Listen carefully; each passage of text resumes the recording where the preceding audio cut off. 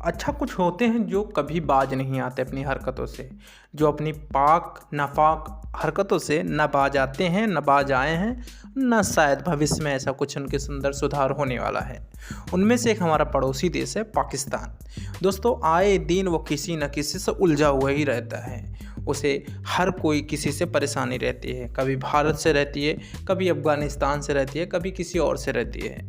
अब एक बार फिर से वो अफ़गानिस्तान से मोर्चा लेने की फिराक में है और एक बार फिर से एक निर्दोष और मासूमों की हत्या करने में उसे जो आनंद मिलता है शायद दुनिया के किसी देश को नहीं मिलता।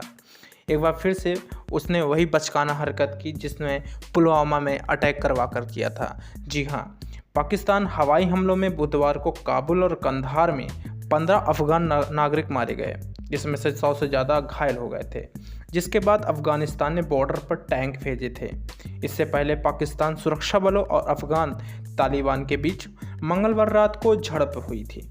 अफगानिस्तान के तालिबान प्रवक्ता जबीहुल्लाह मुजाहिद ने बताया था कि आज सुबह पाकिस्तान सेना ने कंधार के स्पिन बोल्टेक इलाके में हमला किया।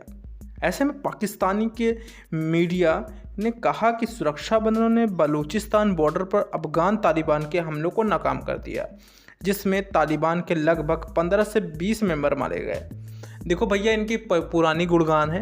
जैसा भी हमेशा कहते आए हैं कि 1971 में या कारगिल में या अभी जो रिसेंटली में युद्ध हुआ भारत के साथ, वो यही जीतते चले आए हैं, क्योंकि इनके यहाँ हारने को जीत कहते हैं। शायद कहते भी होंगे, क्योंकि भारत के साथ जो अभी फ़िलहाल में फाइनल का मैच चल रहा था, वहाँ पर भी ये तीनों मैच लगातार बैक टू बैक हारते ही चले गए। उसके बावजूद उन्होंने अपने ही सैनिकों, अपने ही टीम को बोला कि हमारी जीत है।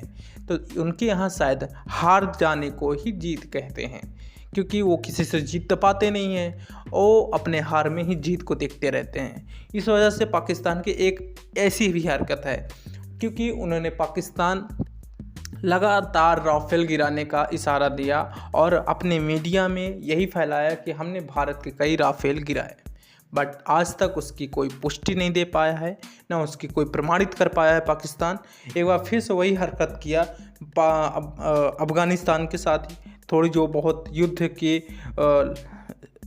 अवसर आए, उसमें भी पाकिस्तान ने ये बताया कि हम अफ़गानिस्तान में के सैनिकों को, वहाँ के लोगों को और उनकी सेनाओं को काफ़ी क्षतिग्रस्त किया है। बट ये कितनी सच्चाई है, कितना फसाना है, ये तो समय बताता है और कुछ जो सबूत होते हैं वो बताते हैं। बट सबूत तो पाकिस्तान के खिलाफ जाते हैं। पाकिस्तान के सूत्रों ने दावा किया था कि पाकिस्तान के हमले में कई तालिबान चौकियों को भारी नुकसान पहुंचा। उनकी चौकी से आग की लपटें उठती देखी गई थी। पाकिस्तानी पीटीवी न्यूज़ ने बताया था कि अफगान तालिबान और फितना अल खरविज ने कुर्रम में बिना वजह गोलीबारी की थी। पाकिस्तानी सेना ने पूरी ताकत से जवाब दिया। अब ये देखो, बात कौन कर रहा है बेवजह की, जो खुद आतंकी का पनाह देता है, जो खुद आतंकी पालता है, वो बोलता है बेवजह हमारे यहाँ गोलीबारी की गई थी। अब ऐसे ऐसे लोग, ऐसे ऐसे देश ऐसी बातें करेंगे तो उनके ऊपर ये चीज़ शोभा नहीं देती है। ये भी दावा किया गया कि पाकिस्तान की जवाबी गोलाबारी में एक तालिबानी टैंक नष्ट हो गया।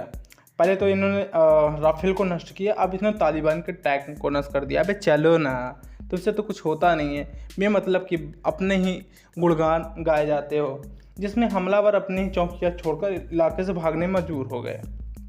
वही काबुल का दावा है कि वह अपनी हवाई सीमा और संप्रभुता के उल्लंघन का जवाब दे रहा है। जी हाँ, ये तो सही बात है, क्योंकि अफगानिस्तान में टीटीपी के 2 गुटों ने पाकिस्तान के खिलाफ एक होने की घोषणा कर दी थी। रिपोर्ट के मुताबिक यहाँ पर एक होने के बाद जो अफगानिस्तान के तालिबानों ने पाकिस्तान में कहर मचाया, और शायद पाकिस्तान ने एक बार फिर से याद आया कि शायद ये भारत के दोस्ती का नतीजा है, या तालिबान इतना आंखें दिखा रहा है हमें। तो वही हाल हुआ जो सिंदूर में हुआ था। तालिबान ने उन्हें घुटनों पे ला दिया।